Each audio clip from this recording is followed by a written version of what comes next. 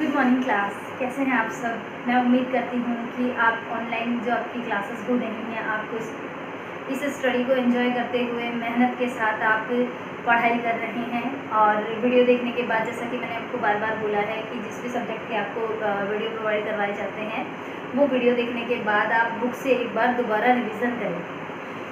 इससे पहले वाली जो क्लास हुई थी उसमें मैंने आप लोगों को एक क्वेश्चन दिया था कि मृतजीवी किसे कहते हैं। कुछ एक बच्चों ने उसके आंसर गलत दिए थे। तो मृतजीवी जो होते हैं बेटा वो स्वयंपोषी नहीं होते हैं, यानी वो अपना खाना खुद नहीं बनाते। मृतजीवी पादप वो होते हैं जो सड़ी गली मृत चीज़ों से अपना पोषण प्राप्त करते हैं, यानी जो पादप सड़ी गली चीज़ों से या मृत जो चीज़ें होती हैं, डेड जो होते हैं, प्लांट होते हैं या फिर एनिमल की हम बात करें, इनसे अपना पोषण लेते हैं, उन्हें कहते हैं मृतजीवी पादप। ठीक है। मशरूम और कवक हम इसका एग्जाम्पल बता सकते हैं। मशरूम जो है सड़ी गली चीज़ों से अपना पोषण लेती है। ठीक है।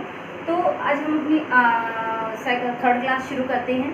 चैप्टर फर्स्ट है वो कंप्लीट हो चुका है। आज हम चैप्टर सेकंड शुरू करेंगे। चैप्टर सेकंड है प्राणियों में पोषण, यानी जितने भी जीव हैं उनमें पोषण किस तरह से होता है, किस तरह से वो खाना खाते हैं। ठीक है। तो अब आप लोग सोच रहे होंगे कि खाना तो सबको पता है कि हम कैसे खाते हैं। खाने को हाथ से लेते हैं, मुँह में लेते हैं, चबाते हैं, खा लेते हैं।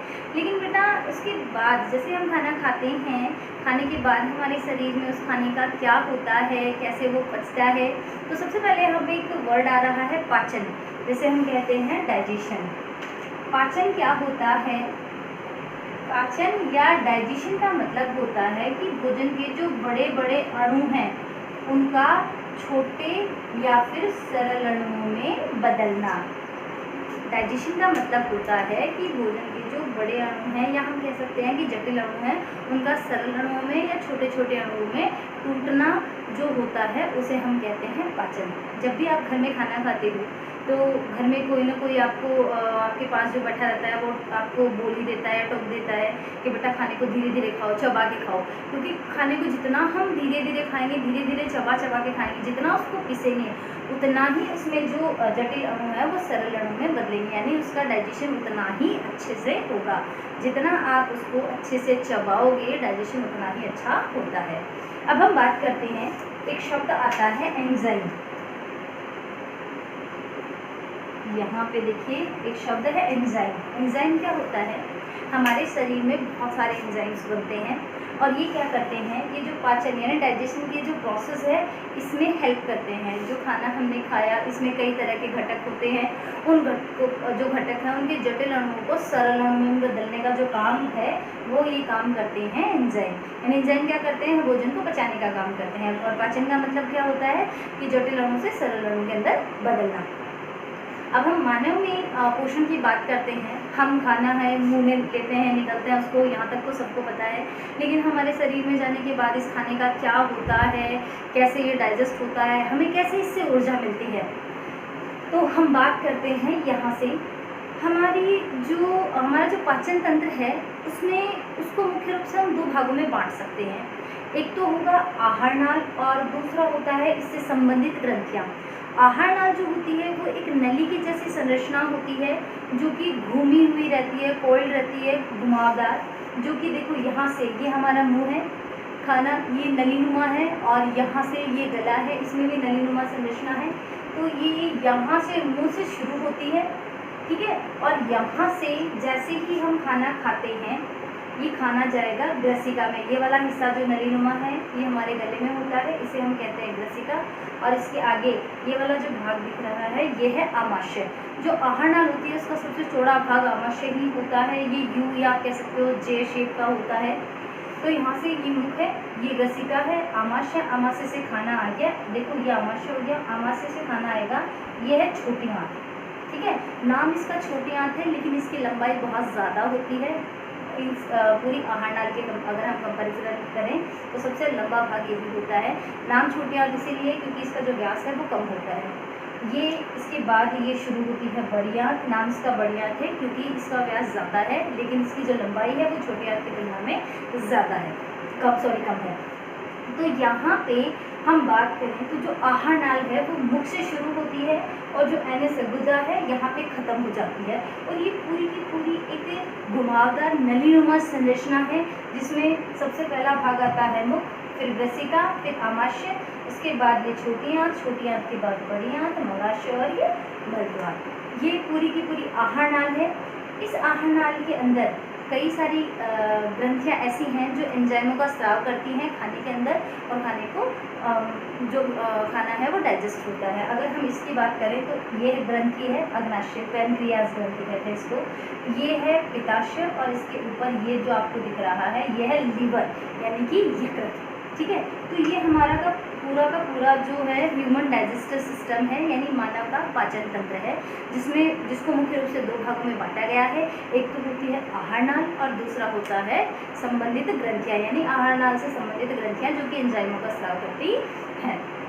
अब हम बात करते हैं कि हर एक भाग में खाना जो होता है वो कैसे डाइजेस्ट होता है, कैसे खाना पचता है। सबसे पहले हम बात करते हैं मुख में भोजन के पाचन की। ठीक है, अगर हम चाहें तो इस पूरे जो डाइजेशन की प्रोसेस है उसको हम कई सारे पार्ट में डिवाइड कर सकते हैं।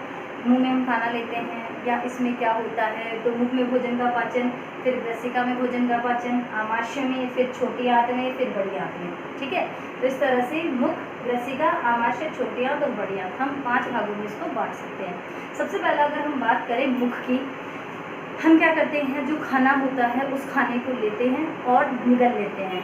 जैसे ही खाने को हम अंदर लेते हैं इसको कहते हैं भोजन का अंतःग्रहण, यानी खाने को अंदर लेना या निगलना।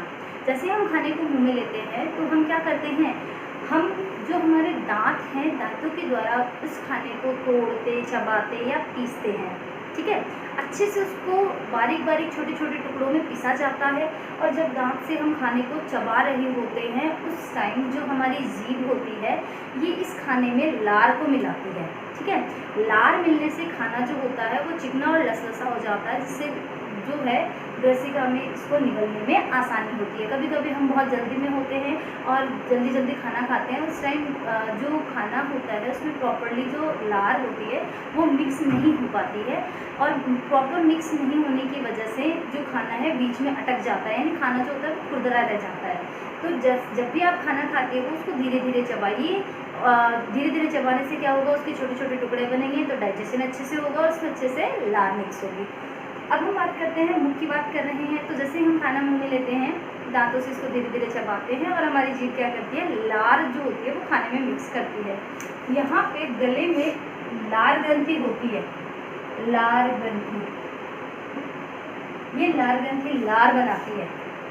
ठीक है, इस लार में एक एंजाइम पाया जाता है जो कि हम कह सकते हैं कार्बोहाइड्रेट या मल्ट को डाइजेस्ट करता है, स्टार्च को इसको ग्लूकोज में बदलता है ये डाइजेस्ट करके। ठीक है, अब यहाँ पर जो मुंह में क्या हुआ, हमने खाना लिया, उसको आराम से धीरे धीरे चबाया, उसमें लार मिक्स हुई, खाना हो गया चिकना और लसलसा। अब ये यहाँ से मुख से जो खाना है, मुंह से खाना आएगा ग्रसिका में। ठीक है, जैसे हम खाना निकलते हैं तो अंदर की जो ट्यूब होती है इसके अंदर जाता है और इसे हम कहते हैं ग्रसिका या ऑइसोफेगस।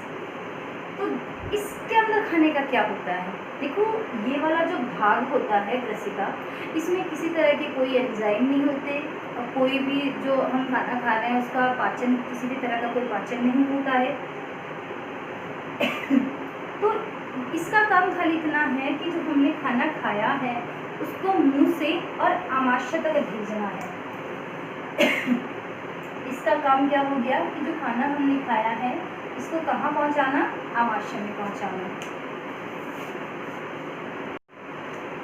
हाँ, तो हम बात कर रहे थे कि जो ग्रसिका होती है इसका काम होता है कि जो खाना हमने खाया है इसको मुंह से कहाँ भेजना, आमाशय में पहुँचाना। ठीक है, आहार नाल का सबसे जो चौड़ा भाग होता है वो होता है आमाशय, और जो सबसे लंबा भाग होता है वो होता है छोटी आंत। अब खाना सबसे पहले हमने मुंह में खाया, उसके बाद ये ग्रसिका में गया, ग्रसिका में किसी तरह का कोई पाचन इसमें नहीं होता है, इसका सिर्फ एक नली संरचना होती है जिसका एक सिरा मुंह में खुलता है, दूसरा सिरा खुलता है आमाशय में।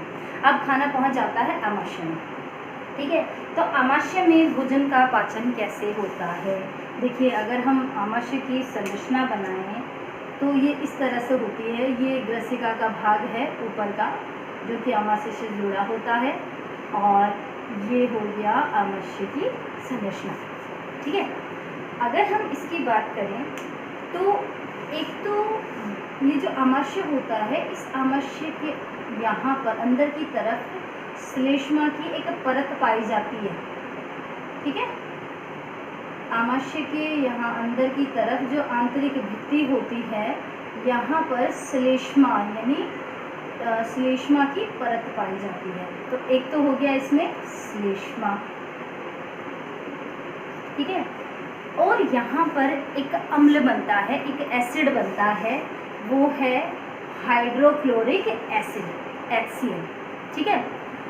इसके साथ ही यहाँ पर कुछ एंजाइम्स बनते हैं जो कि प्रोटीन को पचाते हैं। देखो पाचन मैंने आपको अभी बताया कि भोजन के बड़े अणुओं का छोटे अणुओं में टूटने की जो प्रोसेस होती है उसको हम कहते हैं पाचन या डाइजेशन, ठीक है। अगर हम बात करें, ये पाचन का काम करता कौन है? एंजाइम करते हैं, ठीक है। तो जो कार्बोहाइड्रेट है, प्रोटीन है, जो वसा है, ये भोजन के जटिल अणु हैं जिनको सरल अणुओं में बदला जाता है।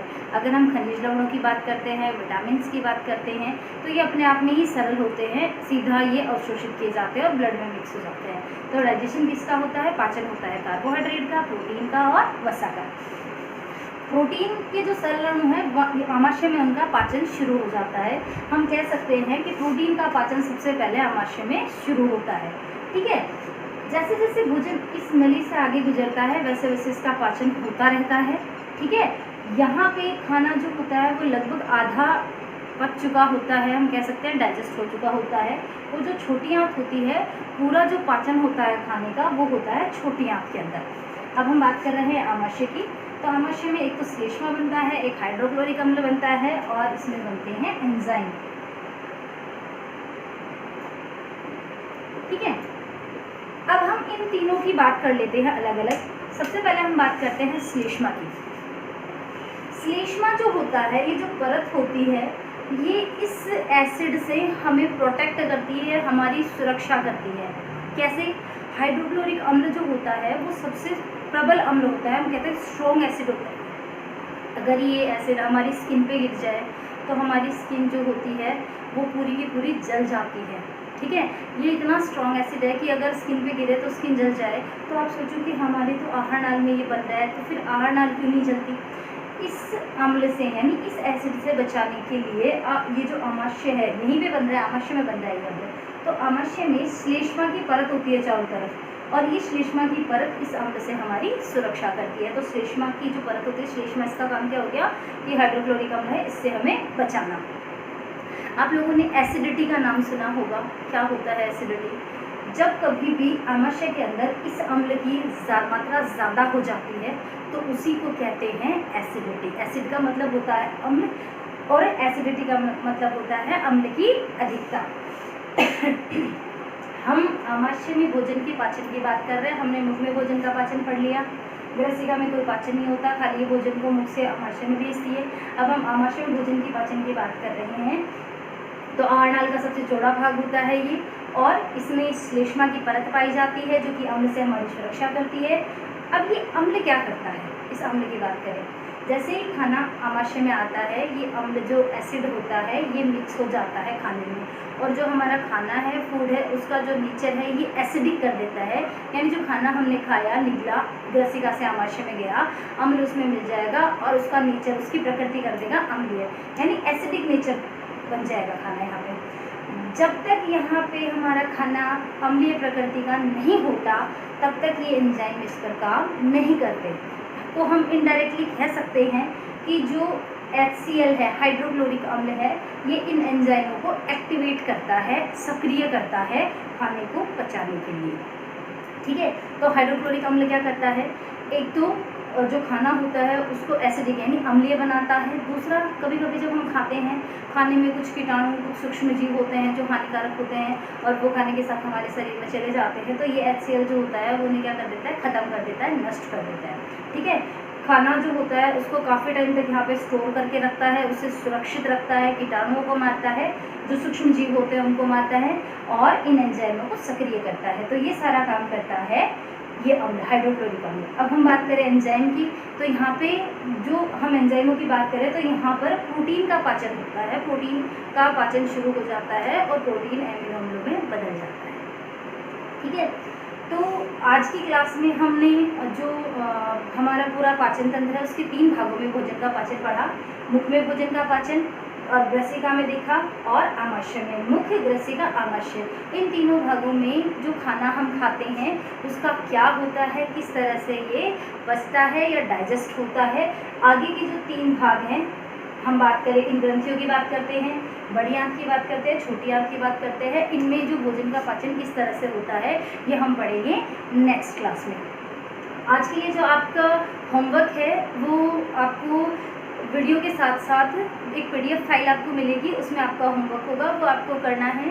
कुछ स्टूडेंट्स मैंने देखी हैं जो कि फर्स्ट क्लास में उन्होंने होमवर्क भी सेंड किया था और सेकंड क्लास में कुछ बच्चों ने होमवर्क सेंड नहीं किया। तो बेटा आप लोग एक दिन होमवर्क सेंड कर रहे हो, नेक्स्ट डे आप नहीं कर रहे, इस तरह से आप नहीं करें। कंटिन्यू आप जो अपना होमवर्क है वो सेंड करें, क्योंकि इसी की बेस पे आप लोगों की जो प्रेजेंट है वो हो रही है। अगर आप होमवर्क सेंड नहीं कर रहे हो तो आपको उस दिन एब्सेंट शो किया जाएगा।